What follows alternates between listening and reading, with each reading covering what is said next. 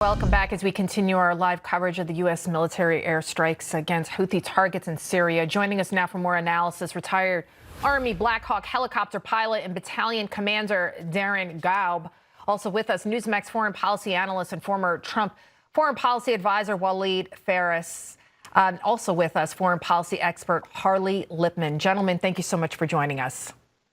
Thank you for having us. Waleed, we've been talking about all the guests about connect for us all the dots, right? It goes to the Houthis, Iran, then we go Russia, then we go China. Connect all the dots for us about how expansive all of this is.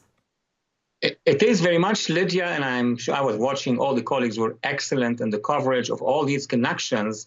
Let's focus on the goal of this operation and what may come after. Yep. Goal of this operation comes after a very wrong policy by the Biden administration since week one when they took over in 2021. They delisted the Houthis. What does that mean? It meant that the Houthis could receive, and they did receive a lot of weapons, strategic weapons, including ballistic missiles. And guess what? The previous administration was allowing sending money to Sana'a, to the Jundullah or the Houthis, their technical name.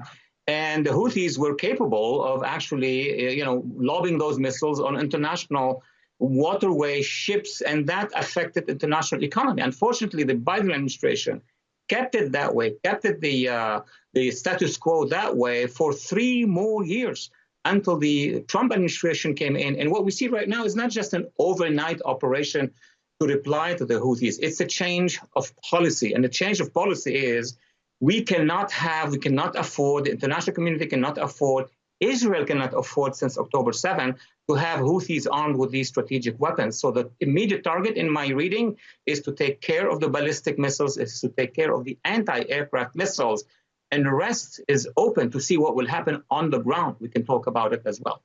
And then, of course, Israel is also playing a part in this, Harley. As we know, the Houthis backing Hamas, that's why they've launched over 100 attacks in the Red Sea to try to pressure Israel in this war, against Hamas. They reneged on their deal to release that one last American hostage, Adnan Alexander.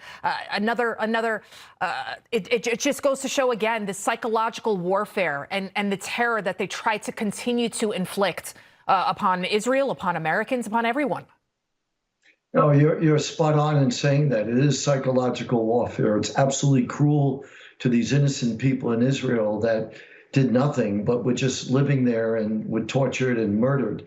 But I think the real issue here is understanding the difference between what the Biden administration did when the Houthis were attacking ships in the Red Sea and what the Trump administration is doing. So here's a good illustration.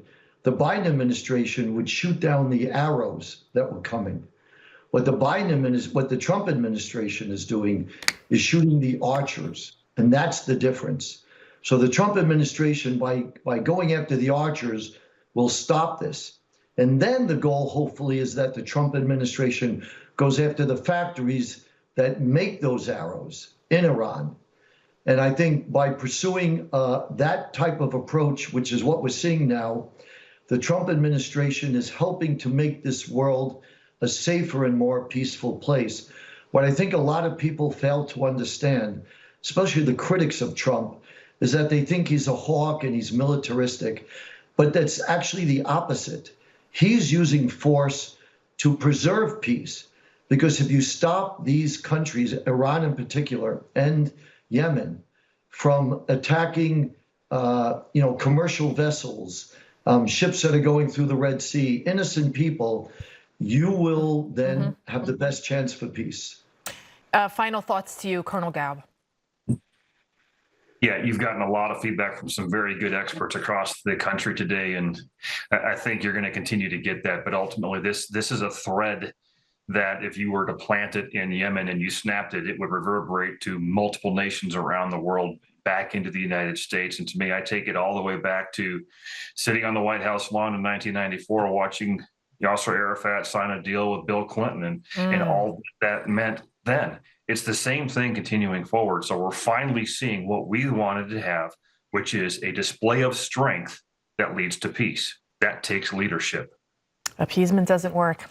Colonel Gaub, Waleed Faris, Harley Lippman, thank you, gentlemen, so much for joining us. Thank you. All right, keep it right here because another hour of our special